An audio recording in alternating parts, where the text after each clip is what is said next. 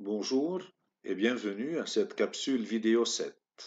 Dans cette capsule vidéo, on va essayer ensemble de tracer des graphiques dans Python en utilisant une bibliothèque Matplotlib qu'on écrit Matplotlib. Matplotlib est une bibliothèque pour tracer un nuage de points. PyPlot, c'est un module de cette bibliothèque Matplotlib. On peut importer dans Python cette bibliothèque de la façon suivante. On écrit import matplotlib.pyplot as plt. Plt, c'est l'alias. Ou bien, c'est la même chose d'écrire d'une autre façon, from matplotlib import pyplot as plt. On va ensemble travailler avec un exemple simple tout d'abord, que j'ai appelé l'exemple 1. Bien sûr, au fur et à mesure, on va essayer de travailler avec des graphiques un peu plus compliqués, plusieurs graphiques, plusieurs plots, subplots, etc. et plusieurs types de graphiques. Dans cette initiation, on va commencer par un exemple qui est simple. Premièrement, comme on a dit, on se met dans une cellule, par exemple dans l'IDE de Jupyter, et on écrit dans cette cellule import matplotlib.pyplot splt et on l'exécute. Voilà, on l'a exécuté, c'est-à-dire ou bien j'appuie sur Run ou bien j'appuie sur Shift Enter sur mon clavier. Qu'est-ce que j'ai écrit? J'ai écrit deux listes de valeurs. X est une variable qui comprend, est une liste plutôt, qui comprend plusieurs variables. 0, 1, 2, 3, 4, etc. délimité par des crochets et bien sûr les variables par des virgules. Y est une autre liste de variables. Bon, moi j'ai fait un certain travail. La première c'est 1, deuxième variable 2.8, 5.1, 6.8. Là on doit faire attention. Autant d'éléments dans X, je dois avoir autant d'éléments dans Y que dans X, dans Y. Qu'est-ce que j'ai demandé maintenant? J'ai importé la librairie, j'ai mis les valeurs, les coordonnées, si vous voulez, dans des listes de X et de Y, et puis je lui ai demandé, en l'appelant avec l'alias PLT à ce module PyPlot, plt.plot. Plot veut dire graphe. plt.plot, tu vas me tracer un graphique. X, c'est l'axe des abscisses, Y, c'est l'axe des ordonnées, virgule, et là j'ai écrit red, S veut dire les points, je les veux carrés, square, d'un point à un autre, ça va être détaché. Et bien sûr, ça c'est une chaîne de caractères, je l'ai mis entre guillemets ou bien entre crochets, entre apostrophes, pardon. Donc, premièrement, j'ai demandé qu'il me fait un graphique, plt.plot, xy, chaîne de caractères, red square, dash dash. Deuxièmement, plt.xlabel, xlabel, je vais nommer l'axe des x. Alors, je lui ai dit plt.xlabel, j'ouvre mes parenthèses, une chaîne de caractères entre apostrophes, et j'ai écrit par exemple x en centimètres. Ça peut être une intensité en milliampères, par exemple. Puis j'ai demandé encore à ce logiciel dans cette cellule, plt.ylabel, écris-moi sur l'axe des y, une chaîne de caractères, y en centimètres. Et à la fin, mets-moi un titre, plt.title, encore une chaîne de caractères, j'ai écrit par exemple, vous pouvez écrire ce que vous voulez entre apostrophes, courbe y égale f de x.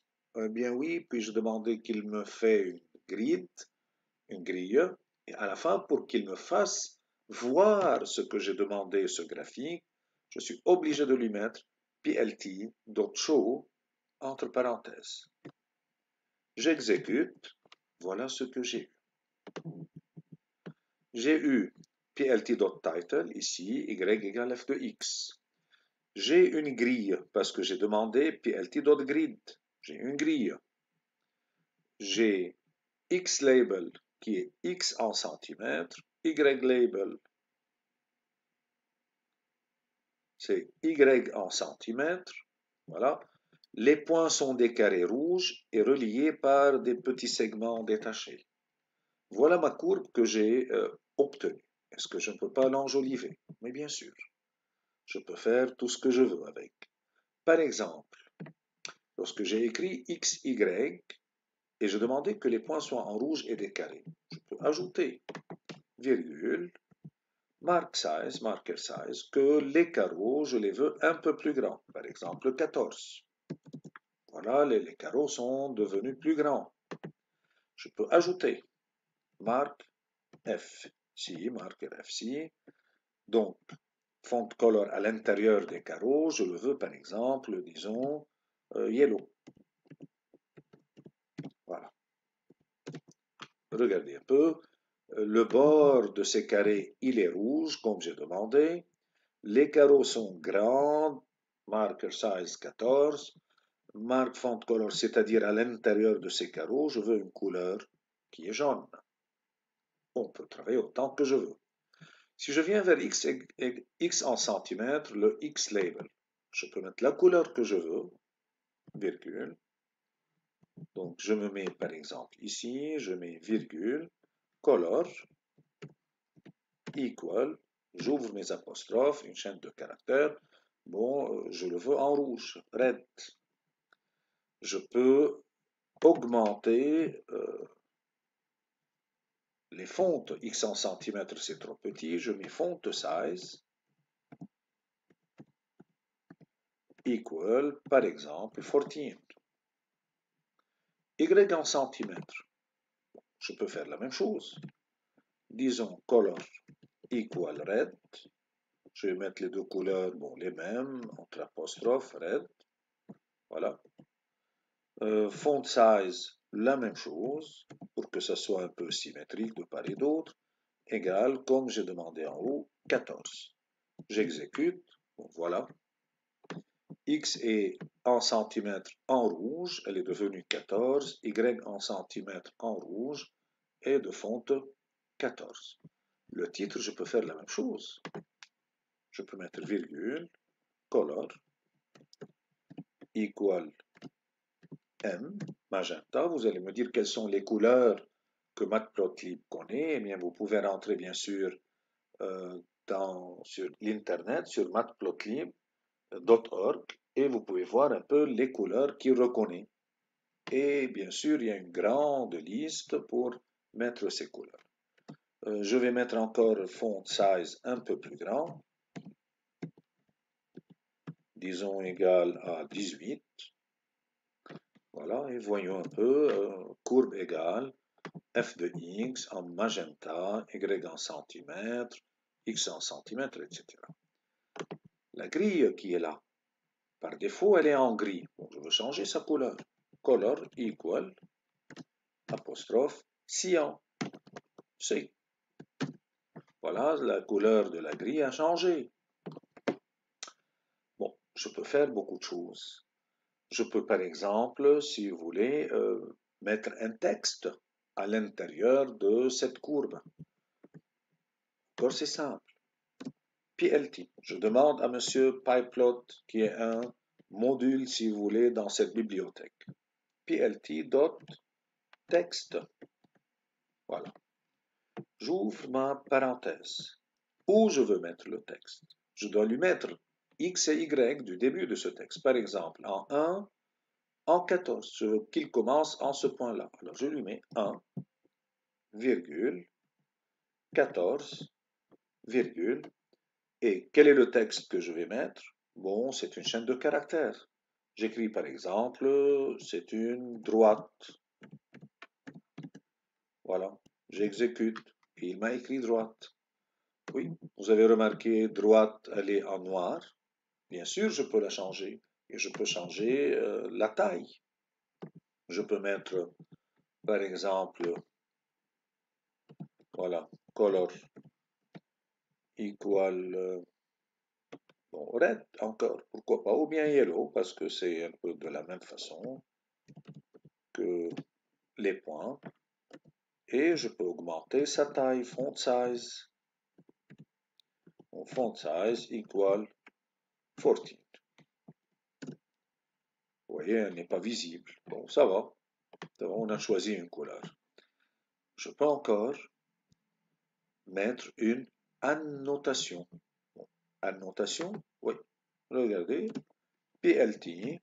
Toujours j'appelle monsieur PLT pour m'aider. PyPlot, c'est ce module. Point annotate, s'il vous plaît.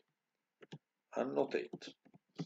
Et là, pour annoter, j'ouvre ma parenthèse, il me dit quelle annotation vous allez mettre. C'est une chaîne de caractères. Donc, qu'est-ce que je veux mettre? Disons point. Un point. Virgule. Où vous voulez le mettre? Bon, XY texte. Ainsi, je lui donne l'ordre de me mettre le début de ce texte. Que XY du texte, si vous voulez, est égal. Où je veux mettre ce texte, disons à 4,16. J'ouvre ma parenthèse. 4, qui est X, 16, qui est Y. Il va me le mettre là. Bon. Deuxièmement, cette flèche, où elle va se terminer? Au moins, je l'ai mis 4,16. Disons, elle va se terminer, supposons, là, 6,13. Alors, je lui mets, par exemple, XY, c'est ainsi le code, égale 6, 13. Alors, l'extrémité de la flèche va être là. Ce n'est pas terminé. Virgule. Quelles sont les propriétés de ce vecteur que je veux que je trace? Il me demande. Je lui dis arrow. Vous savez, un vecteur, une flèche plutôt, c'est arrow. Properties, props. On l'écrit ainsi. Arrow props equal. C'est un dictionnaire, dict. Voilà.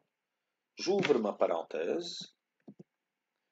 Quelle est la couleur, disons, face color de ce vecteur, de cette flèche? Face color equal, disons, blue. B. Eh bien, voilà, voyons un peu qu'est-ce que ça va me donner. Moi, j'ai 1, 2, 1, 2, 1, 2, peut-être, oui, il y a un qui est en plus. Voilà, remarquez, il m'a donné PLT show.